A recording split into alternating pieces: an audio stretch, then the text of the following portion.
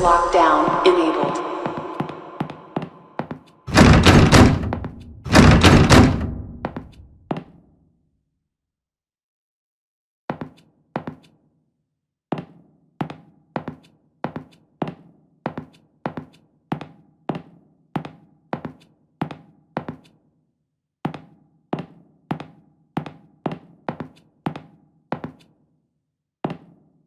Ever since my first day working here, I've felt a little strange. Now, after what happened that day, things seem to be getting even stranger. I'd even go so far as to say creepy. I've been an embalmer for years now, and I'm very passionate about my job.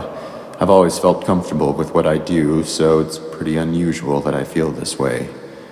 2 of my colleagues have died. I had to embalm them both. However, grief can't explain this feeling.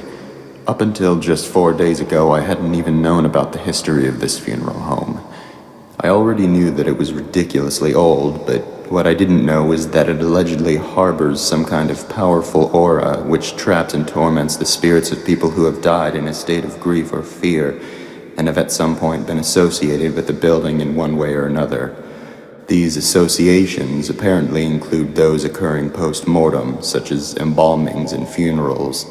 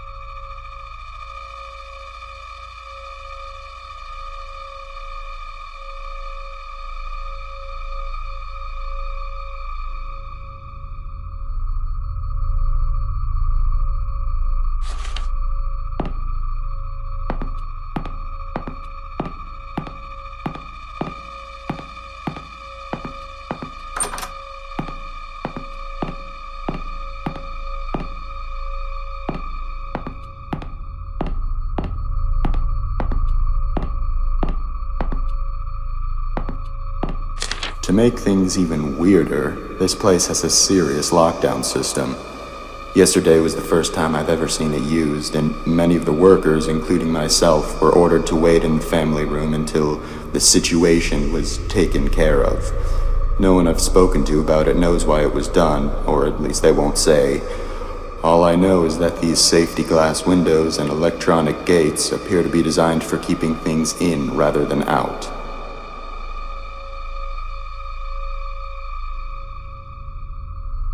I was the first responder that day. I was the first and only person to make it to Myrtle's side before she passed away. She managed to give Sullivan a parting "I love you" on that baby monitor, but that was the last communication they ever had. The last thing she ever did was give me that piece of paper. It was a short poem she had written for Sullivan earlier that day. She asked me to give it to him, and I promised her I would. Then she slipped away. I guess Sullivan had picked up by Myrtle's weak rasping in the baby monitor that something was happening to her, because soon after she'd passed, he came running into the hall from the upstairs arrangement room. But he was too late. She was gone. That's when he broke down. I'd never seen him show so much emotion towards Myrtle before. Then, of course, the rest happened. I'll keep my promise, even now. It's all I can do for my dear friends.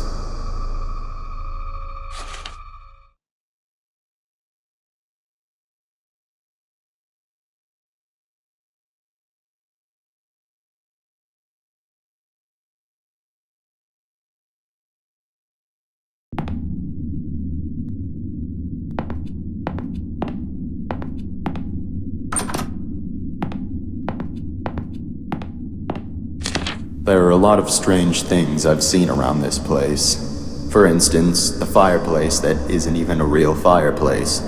It's some kind of ladder shaft, but there's a tough metal grate fastened over it that appears to be controlled electronically, most likely by the lockdown system. I'm assuming the shaft leads down to the basement, but it must have been sealed off because it's not accessible from anywhere down there.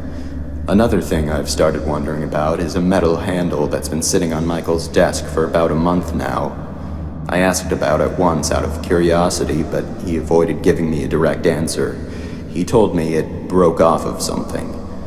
I had already assumed this, seeing as it's covered in dirt and rusted around the edges where it had clearly been attached to something for a very long time. Perhaps the biggest mystery I've encountered here is the place Myrtle always went for privacy.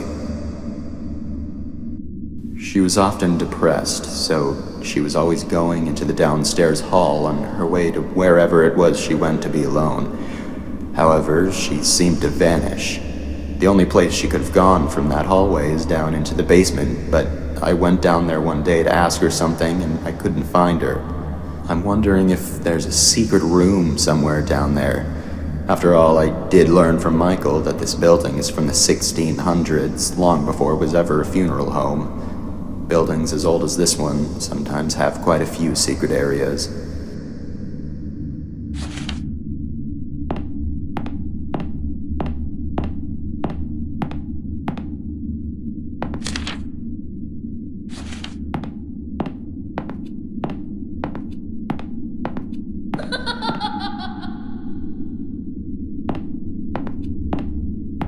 They still haven't buried them.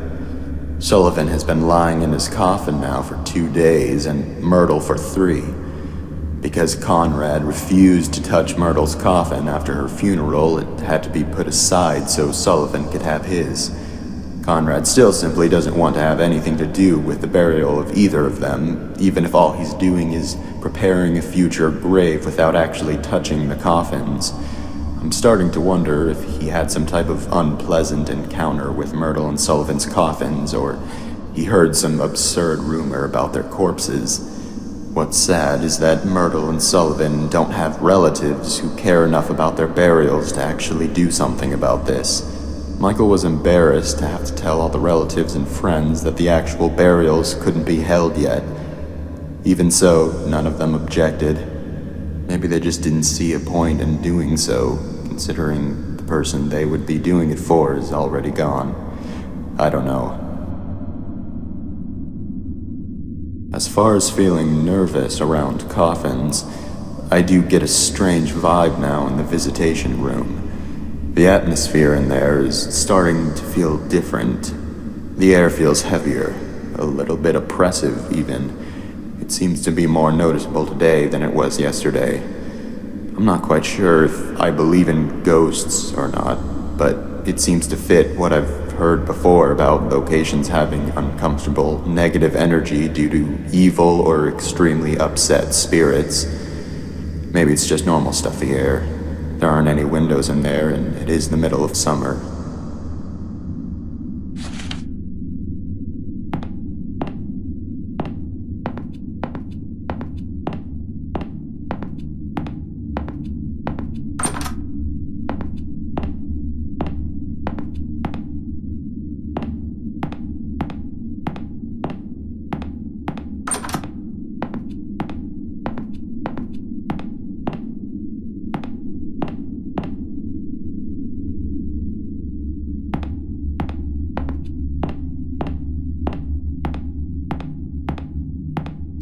It turns out that Devon got into the morgue by stealing Sullivan's key card from the office.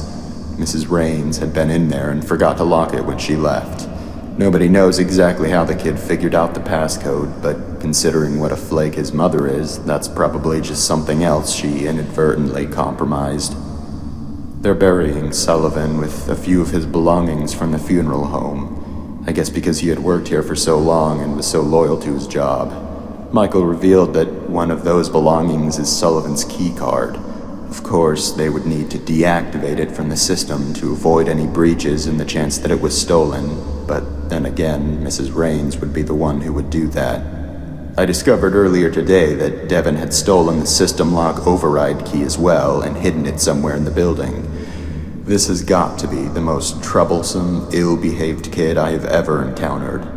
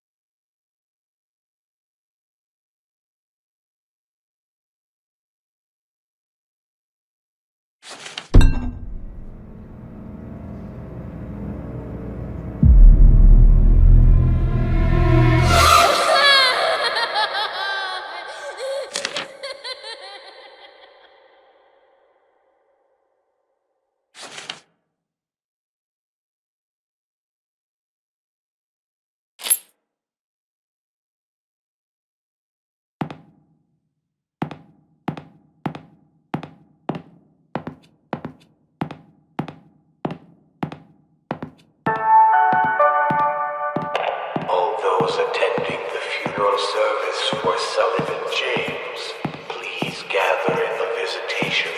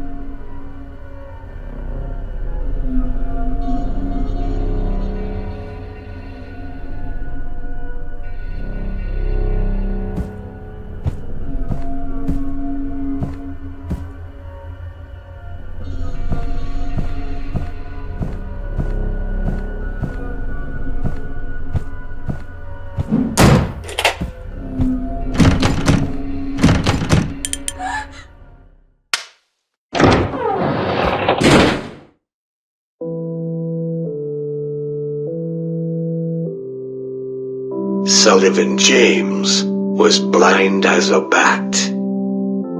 Sullivan James fell down flat. Sullivan James is withered and blue. Sullivan James is coming for you.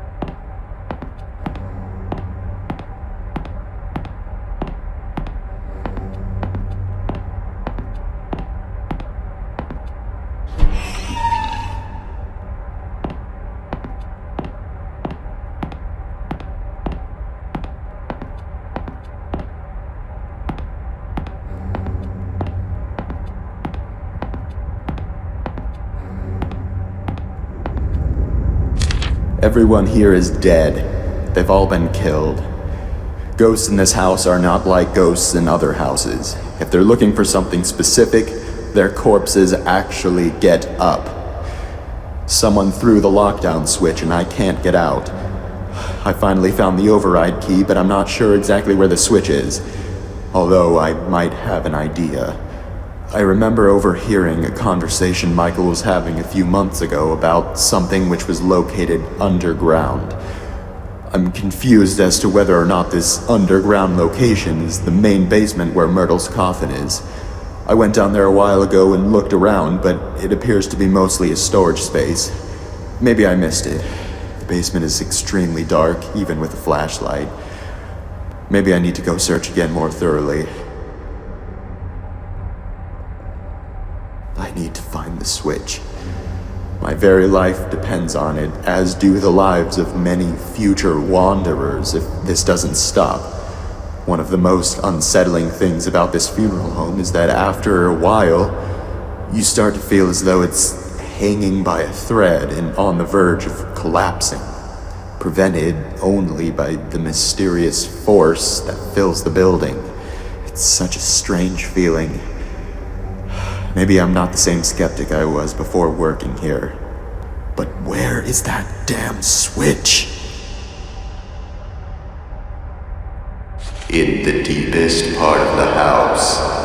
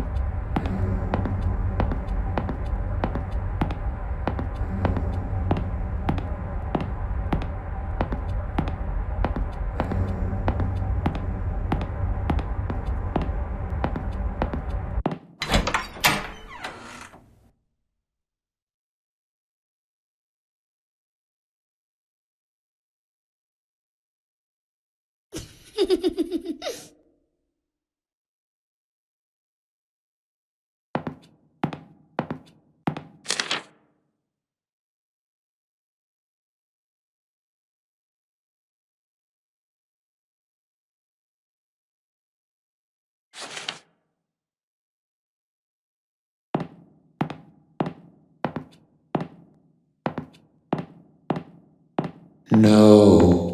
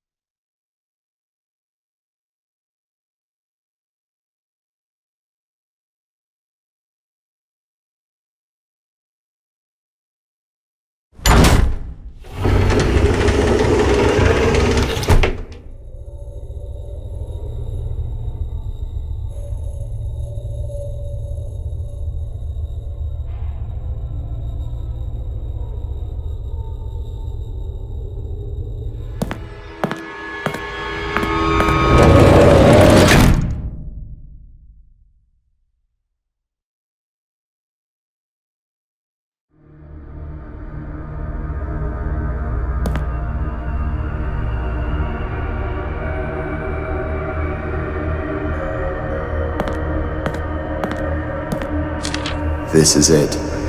Now I know where Myrtle always went for privacy. Now I know where the handle on Michael's desk came from. Devin must have been trapped down here and couldn't get out. It was only a little while after the search when everything went wrong. All I was ever trying to do was keep my promise. I only ever had the best intentions, but I've angered Sullivan. It was a mistake to touch that rose. This might be the last thing I ever write. I've left my notes all throughout this building in hopes that they might help anyone who happened to get trapped here. If that's the case, and you've made it this far, I'm sorry to say that I probably never made it out. However, I can tell you that I know for a fact the switch is down here. Once I flip it, I will leave the control key behind. If you already have it, then it was moved somehow. Nonetheless, there's one last thing I can give you, and that's a promise. These tunnels are not a dead end. At some point, there's a ladder which will take you back up to the ground floor.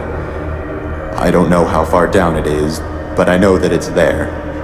I always did feel a very faint draft coming from that fireplace, and sounds always seemed to echo down into it. After disabling the system lock, there should be a definite escape path. This air is stifling. Ever since Myrtle's death, the energy throughout this entire building has been growing more and more negative. My body is starting to ache, and my stomach is becoming unsettled.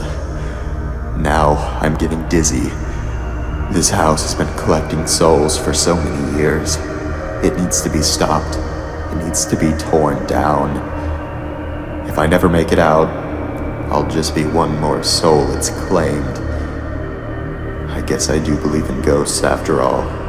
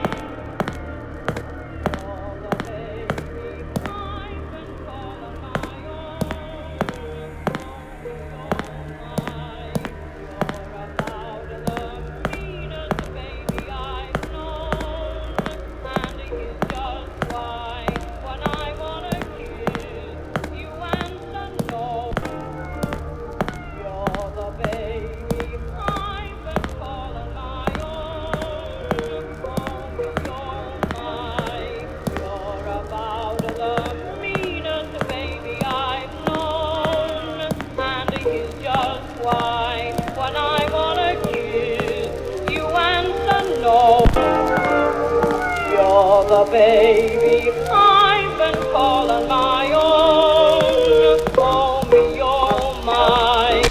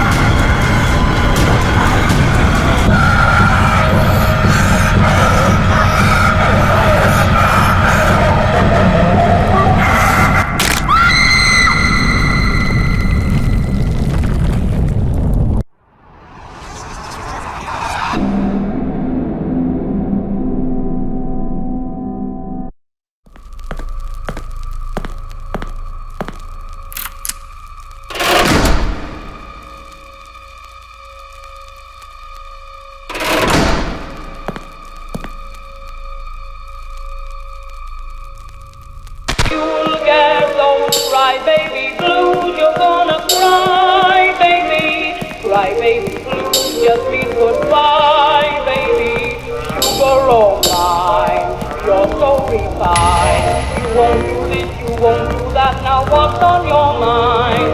Cry baby blue, you're gonna die, baby. You're gonna die, you're gonna die, you're gonna die, you're gonna die, you're gonna die, you're gonna die, you're gonna die. System locked down. Disabled.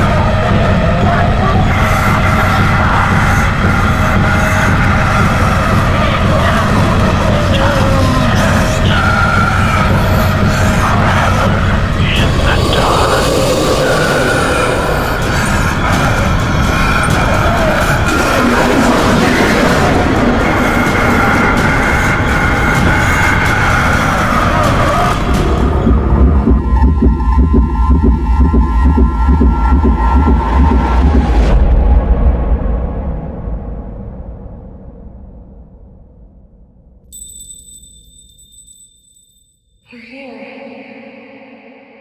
You're here. I've been waiting for so long. I'm so sorry.